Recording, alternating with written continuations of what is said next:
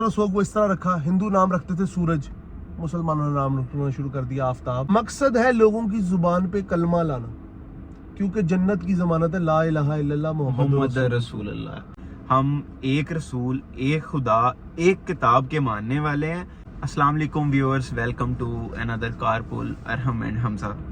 Thank you so much, आप लोग बहुत अच्छा रिस्पांस दे रहे हैं हमें। तो आज का जो हमारा टॉपिक है वो बहुत ज़्यादा आपको पसंद आएगा, क्योंकि वो पाकिस्तान और हिंदुस्तान के मुसलमानों से बहुत ज़्यादा को रेलेवेंट है कि इस्लाम इतना इंडियनाइजेशन क्यों हो चुका है, इस्लाम का इतना कलरफुल क्यों हो चुका है, ये हम जानेंगे हमजा भाई से। जी हमजा भाई बताइएगा, इस्लाम इतना इंडियनाइजेशन क्यों हो चुका हुआ है, इतना कलरफुल क्यों हो चुका हुआ है इस्लाम? Thank you Arham, welcome back brother.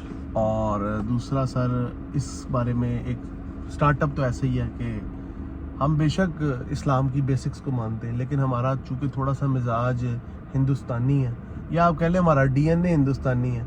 हम लोगों को ना इस्लाम थोड़ा सा पसंद है, ज़रा रंग बिरंगा सा, केसरिया रंग का, जिस तरह का। अब मैं इस तरह कह सकता हूँ कि हमारी कोई भी शादी मेहंदी और ढोलक और माइयों के बगैर नहीं जाती। ठीक है, ठीक है। हम लोग इबादात जो हैं उनको हमने जोड़ दिया म्यूज़िक से। जैसे मैं मिसाल देता हूँ, हमारे यहाँ महाफिल होती हैं बिल्कुल नात की, उसके अंदर हम नात को भी एक म्यूज़िक से जोड़ के चलते हैं। अच्छा, दूसरे नंबर पे हमारे यहाँ कवाली का कल्चर कितना आम है। बिल्कुल ठीक है? बिल्कुल।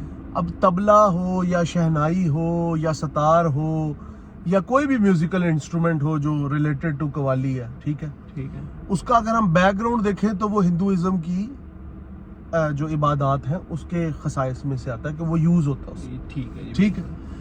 तीसरी बात ये कि हम लोग चूँकि शायद हिंदुस्तान का कल्चर ऐसा है, या हिंदुस्तान के अंदर जब मुग़ल आए उन्होंने इस चीज़ को ना अडॉप्ट कर लिया। मिसाल के तौर पे पहले आते थे, हमलावर आते थे, लूटा वापस चले गए। बिल्कुल। ये यहाँ पे आए, रहे, इन जैसे हो गए, इन जैसे हो, नाम मुसलमानों वाले हो गए, ठीक है, ठीक है। अदातो अतवार इन जैसे हो गए। जैसे मिसाल के तौर पे मुसलमानों ने कहा अपना सिर्फ अपना जो असर सोग वो इस तरह रखा, हिंदू नाम रखते थे सूरज, मुसलमानों ने नाम रखना शुरू कर दिया आफ्ताब। हाँ बिल्कुल बिल्कुल, बड़ा पॉइंट आपने रेज किया। इसी तरह ठीक है, सिर्फ अपने आप को इस हद तक रखा। नहीं, क्या ये उनमें यानी कि खुद उनके बराबर लाना चाह रहे थे अपने आप को, या खुद को उनसे कमतर समझ रहे थे? क्या वजह बनी कि इस तरह का मामला होना शुरू हो गया? हिंदुस्तान इतना जैसे उन्होंने आप बता रहे हैं नाम सूरज रखा, तो उन्होंने हिंदुस्तान का जो एक है ना, हिंदुस्तान बेसिकली हिंदुइज्म कोई रिलीजन नहीं है, ये एक तरह से ना कल्चर और कस्टम्स जो है आपके तहजीब और सकाफत से जुड़ी हुई चीज़ों को जोड़ जोड़ के को नया आया, उससे कुछ ले लिया, को पुराना था, को मिक्स था, कुछ दकियानूसी किस्म की रवायात को जोड़ा। आपने देखा होगा उनके 360 या 460 मेरे ख्याल में खुदा ही खुदा हैं। मेरे हिसाब से तो वो हर चीज़ को खुदा मान लेते हैं। मकसद यहाँ पे किसी के मज़हब की तौहीन करना नहीं है। कहने का मकसद ये है, हिंदुस्तान एक ऐसी जगह है जहाँ पे इतने ज़्यादा मज़ाहिब और इतनी किस्म के लोग रहते हैं कि वहाँ पे आपको को एग्जिस्टेंस के लिए थोड़ा उधर के लोगों को अपने साथ जोड़ने के लिए उन जैसा बनना पड़ेगा। जैसे हिंदुइज्म में ताली पीट के, तबला बजा के इबादत की जाती है। ठीक है। अच्छा, अब जब यहाँ पे मुसलमान आए, उन्होंने कहा यार इनको हम अपनी तरफ किस तरह अपनी तरफ राग़िब करें। अब इस्लाम की अगर असली शक्ल जो है, जो कि बिल्कुल सही साफ शफाफ है, उसमें इतनी अट्रैक्शन नहीं थी हिंदुओं के लिए। तो जो मुसलमान सूफिया थे या औलिया थे, मोइनुद्दीन चिश्ती थे, अमीर खुसरो थे, उन्होंने कहा ये म्यूजिक पे चलने वाली कौम है। बिल्कुल। साजो सरूर इनकी रूह में उतरा हुआ है। उन्होंने साजो सरूर को बदला कवाली के अंदर। उन्होंने कहा अल्लाह का कलाम, रसूल का कलाम इन्हें बजा के सुनाओ। उसका नतीजा ये हुआ कि बड़ी मशहूर है कि अजमेर में एक दिन में 9 लाख 10 लाख लोगों ने इस्लाम कबूल किया। मकसद है लोगों की जुबान पे कलमा लाना, क्योंकि जन्नत की जमानत है ला इलाहा इल्लल्लाह मोहम्मद रसूलुल्लाह। जी, बहुत शुक्रिया हमजा साहब। ये बताइएगा सूफीज़म का इसमें क्या रोल रहा है? सूफीज़म का, ये जिस तरह मैं पहले बता था, सूफीज़म का तो मेजर रोल है। अगर देखा जाए, हम कहते हैं जी मोहम्मद बिन कासिम हमारा हीरो है, नसीम हिजाज़ी के नावल पढ़ के पाकिस्तानी अवाम मोहम्मद बिन कासिम पोर्ट, बिन कासिम ये, बिन कासिम। भाईजान बात सुने, एक बनु मैया का हमला आवर जो सादात को पकड़ने हिंदुस्तान आया, और सादात को सबसे पहले पनाह किसने दी? जिसको आज आप लोग कहते हैं राजा दाहिर बड़ा बेगैरत था, राजा दाहिर ये था, راجہ داہر وہ تھا, اس نے حارث الافی اور اس کے خاندان کو جو کہ سادات تھے, ہاشمی سادات, ان کو پناہ دی. تو ہندوستان کا نا شروع سے کلچر ہے باہیں پھیلا کے اگلے کا استقبال کرو, اگلے استقبال. میں ہمیشہ کہتا ہوں. تو اس کا کیا مقصد ہے ان کا جو باہیں پھیلا کر استقبال کرنے, اس کے پیچھے کیا ریزن ہے؟ تھوڑا سا بیک گراؤنڈ بھی بتائیں. اس کی وجہ یہ ہے, اس کی مین وجہ یہ ہے کہ ہندوؤں کے اندر ایک چیز تھی, وہ یہاں پہ ذات پات میں پٹے ہوئے تھے. ٹھیک ہے. اسلام آیا, اسلام نے ذات پات کا کنسپٹ ختم کیا. تو جو دلت تھے یا شودر تھے, دیکھیں ہندوؤں کے 4 بیسک قبیلے ہیں, جسے کہتے ہیں برہمن, ویشے, شتریہ, شودر. ٹھیک ہے. برہمن از دا ہائر اپر کاسٹ, جو ہر مذہبی معاملات سے لے کے تجارت وغیرہ ہر چیز کو وہ دیکھتے. ٹھیک ہے. ویشے ایک اس سے انڈر ایک کاسٹ ہے. ٹھیک ہے. شتریہ وہ ہوتے ہیں وہ ہندو جو گوشت کھاتے ہیں. یہ بتائیے گا, یہ ان کا کاسٹ سسٹم میں بتا رہا ہوں. اور جو شودر ہوتے ہیں وہ انٹچیبلز, گندے کام, ان سے گٹر کھلوا لیے, صفائی کرا لی.